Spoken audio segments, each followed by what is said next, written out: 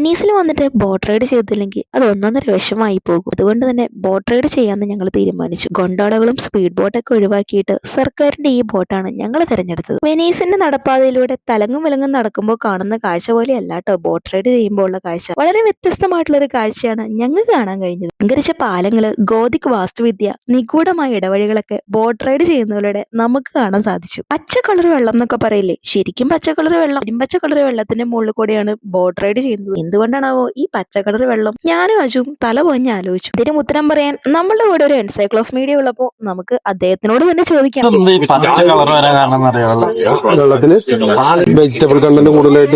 അപ്പൊ അതിനൊരു ഉത്തരം കിട്ടി. ഞാൻ വെനീസിലേക്ക് വരാനായിട്ട് ഒരുപാട് കാര്യങ്ങളുണ്ടെങ്കിലും അതിലൊരു കാര്യമാണ് എന്റെ അമ്മച്ചി. എന്റെ അമ്മച്ചി പണ്ട് എനിക്ക് പറഞ്ഞു തരാറുള്ള മുത്തശ്ശി കഥകളിലെ Venice. Yes, fairy tale Venice. അതില് മത്സ്യകന്യകളുണ്ട്, ചെറുകളുടെ സിംഹങ്ങളുണ്ട്. നിങ്ങൾക്ക് വിശ്വസിക്കാൻ പറ്റുമോ ഇങ്ങനെയൊക്കെ ഉണ്ടെന്ന് പറഞ്ഞാൽ? ഞാനും ആദ്യമേ വിശ്വസിച്ചിട്ടില്ല. പക്ഷെ കണ്ടറിയണമെന്ന് തന്നെ പറയത്തില്ലേ. വെനീസിൽ മത്സ്യകന്യകൾ വസിക്കുന്നത് വെള്ളത്തിലാണ്. ഈ നഗരത്തെയും അതിലെ നിവാസികളെയും നിരീക്ഷിക്കാനായിട്ടാണ് മത്സ്യകന്യകളുള്ളത്. അതുപോലെ ചെറുകുള്ള സിംഹങ്ങളൊക്കെ ഇവിടെ ഉണ്ട് കേട്ടോ. വെനീസിന്റെ പ്രതീകമായ ചെറുകുള്ള സിംഹങ്ങൾക്ക് മാന്ത്രിക ശക്തി ഉണ്ടെന്നാണ് പറയപ്പെടുന്നത്. ഇവര് ഈ നഗരത്തെ ദോഷങ്ങളിൽ നിന്ന് സംരക്ഷിക്കും. കാരണം വെള്ളത്താൽ ചുറ്റപ്പെട്ട പ്രദേശമാണല്ലോ വെനീസ്.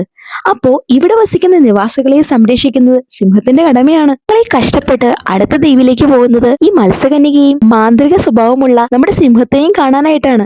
ഒരു അത്ഭുത നഗരമാണെന്ന് ചോദിച്ചു കഴിഞ്ഞാൽ കണ്ണു മൂട്ടി ഞാൻ പറയും ഒരു അത്ഭുത നഗരം തന്നെ. നമ്മൾ അവിടെ ചെന്നിറങ്ങുമ്പോൾ തന്നെ നമുക്ക് മനസ്സിലാവും നമ്മളൊരു ഫാന്റസി വേൾഡിലാണെന്ന്. അതേപോലെ ഒരു ഫാന്റസിയാണ് നമ്മൾ ക്രിയേറ്റ് ചെയ്ത് ഉണ്ടാക്കുന്നത്.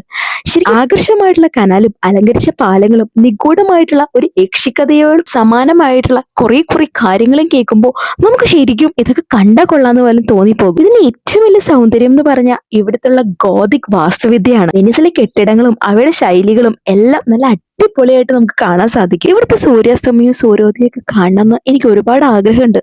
പക്ഷെ നമ്മൾ ചെന്ന് കഴിഞ്ഞ സമയത്ത് തന്നെ അസ്തമയ സൂര്യൻ അങ്ങ് ഉച്ചയിൽ നിൽക്കുന്ന പോലെയായിപ്പോയി. ഇനി സൂര്യാസ്തമയം മാത്രം കാണാനേ സാധിക്കുള്ളൂ, സൂര്യോദയം കാണാൻ പറ്റുമെന്ന് തോന്നുന്നില്ല. എങ്കിലും നമുക്ക് എന്തായാലും വെനീസിന്റെ മുഖംമൂടികളും വർണ്ണശബളമായിട്ടുള്ള മാജിക്കുകളൊക്കെ കാണാനായിട്ട് അടുത്ത ദ്വീപിലേക്ക് പോകും.